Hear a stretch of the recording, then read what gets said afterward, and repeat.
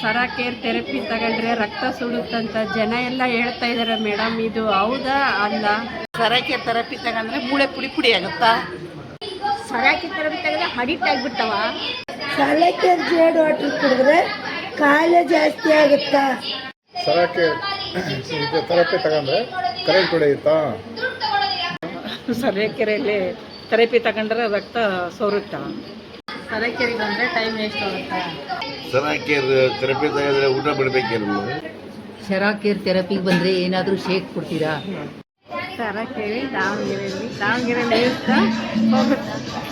ಸರಾಕೇರ್ ನಿಜವಾಗ್ಲೂ ಫ್ರೀನಾ? ಎಷ್ಟು ದಿನ ಬರ್ಬೇಕು ಸರಾಕೇರಿಗೆ?